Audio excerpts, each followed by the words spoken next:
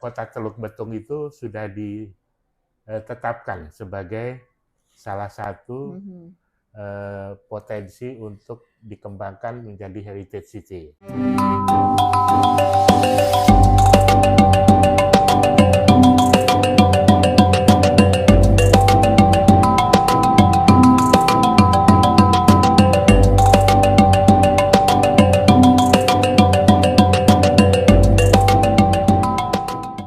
Oke, selamat sore pemirsa Admisarif Institute di mana saja berada. Senang sekali sore ini kita bisa jumpa lagi. Alhamdulillah nih sore ini sudah hadir tokoh lah ya, tokoh khususnya di bidang pengembangan kota. Hari ini sudah hadir dengan kita Ibu Dr. Citra Pesada. Beliau adalah dosen sekaligus juga kaprodi di jurusan Sekretaris arsitektur. jurusan. Ya. Sekretaris jurusan. Oh, sekretaris jurusan di Iya. Fakultas Teknik Iya. Universitas Lampung. Selamat sore Bu Citra. Sore Prof. Admi. Terima kasih nih sudah datang ke Admisarif Institute sehingga kita bisa bincang-bincang banyak ini ya.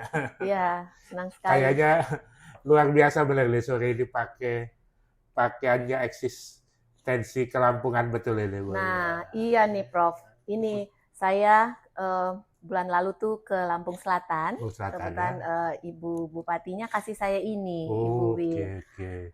Saya belum sempat tanya, ini tuh sebenarnya boleh nggak dipakai di sore seperti ini gitu kan? Secara adat biasanya ada aturan-aturan ya. Betul, Nah, ini mohon penjelasan dulu nih. Ini apa sih sebenarnya dan digunakannya di acara apa Iya, kalau iya, secara adat ya? Ya memang ini pakaian yang sangat spesial ya. Kalau dulunya ini namanya tugu ya. Ini Tugu. memang pakaian perempuan Lampung yang biasanya dipakai oleh pengantin. Pengantin ya? Waduh, sore ini saya jadi pengantin. Gitu. Dan juga mungkin sebagian juga keluarga yang ingin ngelihat pengantin itu dengan menggunakan tugu ini gitu loh, namanya tugu Maduaro. Tapi dalam perkembangannya kan tapis Lampung ini udah jadi luar biasa ya karena keindahannya, keindahan ornamennya, sehingga ini ya jujur ini pertama kali, tapi saya kira ini sisi lain daripada penggunaan tapis Lampung ya. Mudah-mudahan ke depan bisa muncul kreasi baru, motif yang ini ya, yang tradisional seperti ini katanya biasanya ini bajunya raja-raja, oh, iya, betul. gitu kan. Jadi saya nggak enak, boleh nggak saya pakai? Apalagi kalau ke depan ini bisa dipakai oleh anak-anak muda kita. Nah, betul sekali. Kalau mereka pakai kemudian mereka foto, mereka upload di sosial media, ini keren bisa banget ya. Keren banget, bisa viral lagi nih kita. Iya, betul. Wah, ini kayaknya ke depan kita mesti bahas lagi nih bagaimana khususnya tentang ini ya. Potensi fashion ya, fashion. Potensi tekstil Lampung. Betul.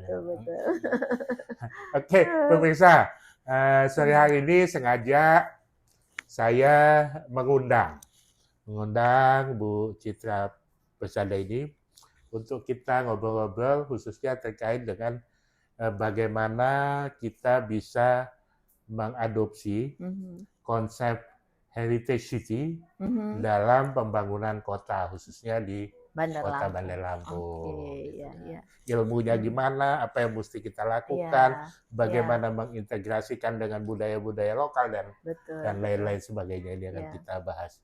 Bu Citra, sebelum itu yang pertanyaan saya mungkin kita tahu di Bandar Lampung beberapa waktu yang lalu Kota Teluk Betung itu sudah ditetapkan sebagai salah satu potensi untuk dikembangkan menjadi heritage city.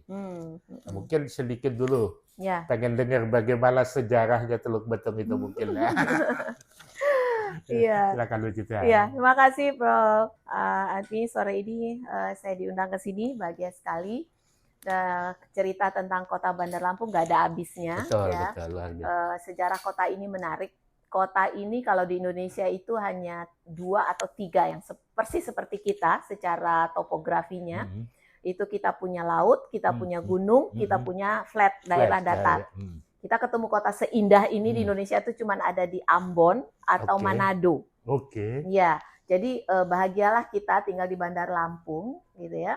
Dan dari sejarahnya, sayangnya dari sejarahnya ini nggak dimaksimalkan dari dulu, gitu ya. Sejarahnya kan kita itu terbentuk di abad 17 itu ketika pelabuhan di Teluk Betung itu ada gudang agen, gudang lelang sekarang itu mulai didatangi oleh para nelayan, nelayan dulu, nelayan dari Banten. Jadi orang Banten itu pindah ke Lampung dan mereka buat kampung gitu ya sebagai nelayan. Kemudian datang orang Bugis gitu ya sebagai nelayan juga, dan orang Cina gitu ya sebagai saudagar. Mereka membuat kampung-kampung mereka khusus di situ, di daerah Teluk itu. Jadi itu yang pertama tuh, orang Banten, Bugis, Cina tuh paling mendominasi di daerah Teluk Betung. Nah, sementara Tanjung Karang itu dulu darat, kawasan pesisir diisi oleh nelayan. Kalau yang darat itu banyak pedagang dan petani. Suku Palembang, Minang gitu. Itu mereka Jawa itu ada di Tanjung Karang gitu ya. Karena Bandar Lampung itu kan terdiri dari 2, Tanjung Karang dan Teluk Betung. Nah, kembali ke Teluk Betung nih. Teluk Betung ini luar biasa. Sebagai kota tua, dia mempunyai nilai sejarah yang luar biasa. Orang Banten dan Bugis yang Muslim membangun Masjid Al-Anwar ya. Orang Cina membangun vihara Tai Hinbyo di situ. Tapekong gitu. Kalau kita lewat-lewat di situ Tapekong gitu. Begitu perkembangannya, dan yang lain ada rumah kita pernah melakukan studi, saya bersama mahasiswa saya S2 itu melakukan studi berapa sih jumlah yang tersisa sekarang bangunan tua di sana. Itu tinggal beberapa, kira-kira belasan, dan itu sudah dengan penggunaan yang berbeda dari penggunaan awalnya. Mungkin nanti itu kita bahas kemudian ya seperti apa ininya masing-masing. Tapi intinya kota ini bagian kota ini, kalau kita sebutnya bagian wilayah kota Teluk Betung ini sangat bersejarah. Selain permukiman tadi, di atas yang Polda, kantor Polda lama, itu dulu kan kantor residen. Asisten residennya Lampung berkantor di sana pertama kali itu di abad 18 atau 19 gitu. Sebelum Krakatau meletus ya? Sebelum Krakatau meletus. Kemudian 1883 Krakatau meletus. Di bagian bawah tuh hilang semua, tapi itu masih ada. Itu karena batasnya itu di Taman Dipangga sekarang. Taman Dipangga itu ada pelampung kapal yang terlempar dari laut, terlempar sampai ke sana gitu. Nah, taman ini pun menjadi taman bersejarah gitu. Kalau di kawasan heritage, suatu tempat gitu ya, suatu ruang yang punya nilai sejarah, bisa diinterpretasikan banyak cerita-cerita tentang kawasan itu kalau dalam pariwisata luar biasa. Itu luar biasa sekali. Tapi kan ini tidak bisa dikelola dengan baik karena memang sejauh ini biasanya kawasan-kawasan ini butuh pendanaan. Pertama butuh kepedulian dulu. Butuh pendanaan karena seringkali untuk cagar budaya atau kawasan-kawasan gini tidak bernilai ekonomi. Sehingga susah menganggarkan untuk menjadi prioritas gitu. Tapi kan sebenarnya tempat-tempat seperti ini kita juga bisa jadikan destinasi wisata gitu kan. Seperti yang sekarang sudah mulai di situ banyak toko cindramata yang benar-benar perdagangan. Memang suatu kawasan kuliner. Ya betul. Suatu kawasan itu memang punya life cycle. Ada saatnya dia ramai gitu ya di atas puncak, ada saatnya dia turun dulu, stuck dulu. Setiap kawasan punya. Tapi kadang-kadang itu nggak disadari. Kalau dia misalnya tumbuh terus itu biasanya itunya nggak disadari. Tapi kalau di tempat-tempat seperti ini tuh kelihatan sekali. Sekarang ada bagian yang sangat sepi itu kelihatan tuh.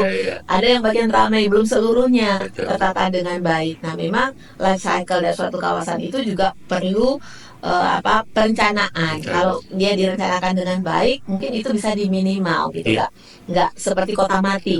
Ya ini yang sebetulnya beberapa hari ini kita juga cukup dihebohkan dengan ramainya di sosial media yang men-share kondisi Teluk Betung ini yang makin lama katanya semakin sepi, toko-toko pada tutup. Jadi memang mungkin rasanya kita sepakat lah bahwa memang ada perlu revitalisasi Betul, ya terhadap betul, kota betul. Teluk Betung ini mungkin. Betul, Ya. betul. Betul, biasanya memang kawasan seperti ini sudah direncanakan untuk bagaimana mendesain ulang gitu ya, menguatkan kembali, memvitalkan gitu ya, menguatkan kembali Revitalisasi kembali ya. ruang-ruang yang tadinya itu kalau di arsitektur ruang-ruang tidak bermakna gitu ya. Jadi harusnya itu dimaknai gitu, dimaknai dengan desain dulu gitu. Kalau desainnya bagus, orang senang datang, kemudian nilai ekonominya otomatis nanti naik gitu. Kalau sekarang kan nilai ekonominya jadi turun gitu loh, karena tadi itu tidak dibuat perencanaan yang baik untuk kawasan itu. Iya.